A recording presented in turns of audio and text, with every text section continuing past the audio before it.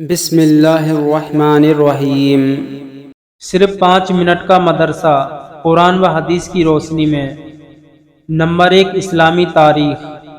حضرت اسماعیل علیہ السلام۔ حضرت اسماعیل علیہ السلام حضرت ابراہیم علیہ السلام کے بڑے فرزند تھے۔ قرآن کریم میں ان کا تذکرہ 8 جگہوں پر آیا ہے۔ حضور صلی اللہ علیہ وآلہ وسلم اور عرب کے مشہور اور باعزت خاندان قریش کا تعلق بھی انہی کی نسل سے ہے۔ پیدائش کے بعد حضرت ابراہیم علیہ السلام اللہ تعالیٰ کے حکم کے مطابق انہیں ان کی والدہ کے ساتھ بیت اللہ کے قریب چٹیل میدان میں چھوڑ کر چلے گئے تھے۔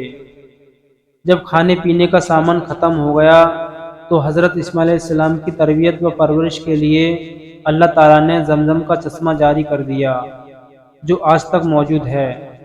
اتفاق سے بنو زرہم کا ایک قافلہ ادھر سے گزرا تو اس چشمے کو دیکھ کر حضرت حجرہ علیہ السلام سے اس جگہ بسنے کی اجازت چاہی۔ اجازت ملتے ہی بیت اللہ کے آس پاس ایک بستی آباد ہو گئی۔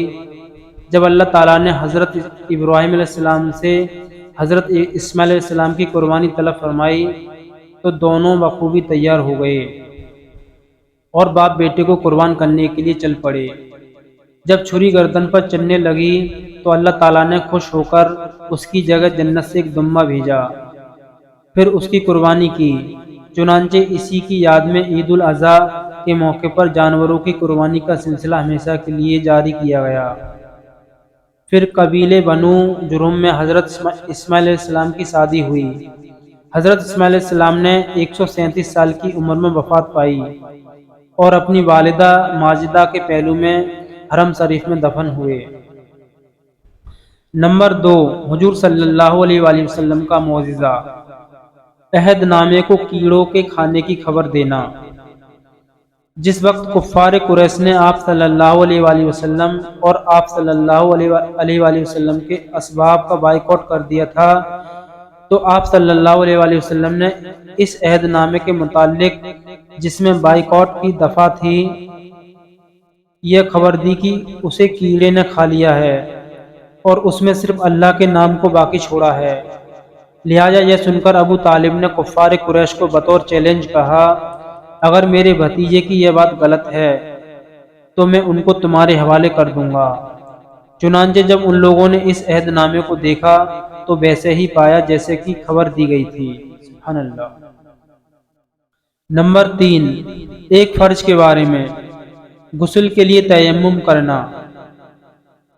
قرآن میں اللہ تعالیٰ فرماتا ہے، اگر تم بیمار ہو جاؤ یا سفر میں ہو یا تم میں سے کوئی شخص اپنی طبعی ضرورت یعنی پیشاب پخانہ کر کے آیا ہو یا بیوی سے ملا ہو اور تم پانی کے استعمال پر طاقت نہ رکھتے ہو تو ایسی حالت میں تم پر پاک مٹی کا ارادہ کرو یعنی تیمم کر لو۔ خلاصہ، اگر کسی پر غسل فرض ہو جائے اور پانی استعمال کرنے کی طاقت نہ ہو تو ایسی صورت میں غسل کے لیے تیمم کر کے نماز پڑھنا فرض ہے۔ اور تیمم کا طریقہ یہ ہے کہ پہلے نیت کرے، پھر ایک مرتبہ دونوں ہاتھوں کو مٹی پر مار کر اپنے منہ پر پھیرے اور دوسری مرتبہ دونوں ہاتھوں کو مٹی پر مار کے کونیوں تک پھیر لے۔ نمبر 4، ایک سنت کے بارے میں، خوشخبری سن کر دعا پڑھنا۔ رسول اللہ صلی اللہ علیہ وآلہ وسلم جب کوئی خوشی کی بات دیکھتے تو یہ دعا پڑھتے، الحمدللہ الذی بنعمتہ تتم الصالحات۔ ترجمہ، تمام تعریفیں اللہ ہی کے لیے ہیں جس کی نعمتوں سے تمام اچھائیاں مکمل ہوتی ہیں، بے شک۔ نمبر 5، ایک اہم عمل کی فضیلت، جمعے کے دن سورہ کہف پڑھنا۔ رسول اللہ صلی اللہ علیہ وآلہ وسلم نے فرمایا، جو شخص جمعہ کے دن سورہ کہف پڑھے گا اس کے لیے ایک جمعہ سے دوسری جمعہ کے درمیان ایک نور چمکتا ہوگا۔ نمبر 6، ایک گناہ کے بارے میں، اللہ کی آیتوں کو نہ ماننا۔ قرآن میں اللہ تعالیٰ فرماتا ہے، ہر اس جھوٹے گنہگار کے لیے بڑی تباہی ہوگی جو اللہ کی آیتوں کو سنتا ہے، جب وہ اس کے سامنے پڑھی جاتی ہیں پھر بھی تکبر کرتا ہوا اپنے کفر پر اسی طرح اڑا رہتا ہے، گویا اس نے ان آیتوں کو سنا ہی نہیں۔ تو آپ ایسے شخص کو دردناک عذاب کی خوشخبری سنا دیجئے۔ نمبر 7، دنیا کے بارے میں جو کچھ خرچ کرنا ہے دنیا ہی میں کر لو۔ قرآن میں اللہ تعالیٰ فرماتا ہے، ہم نے تم کو جو کچھ دیا ہے اس میں سے خرچ کرو، اس سے پہلے کہ تم میں سے کسی کو موت آ جائے اور پھر موت کو دیکھ کر کہنے لگو کہ اے میرے رب، تو نے مجھ کو اور تھوڑے دن کی مہلت کیوں نہ دی تاکہ خوب خرچ کر کے نیک لوگوں میں شامل ہو جاتا۔ نمبر 8، آخرت کے بارے میں جہنم کو قید کر کے پیش کیا جائے گا۔ رسول اللہ صلی اللہ علیہ وآلہ وسلم نے فرمایا، جہنم کو قیامت کے روز 70,000 لگاموں کے ساتھ پیش کیا جائے گا اور ہر لگام کے ساتھ 70,000 فرشتے ہوں گے جو جہنم کو گھسیٹ کر لائیں گے۔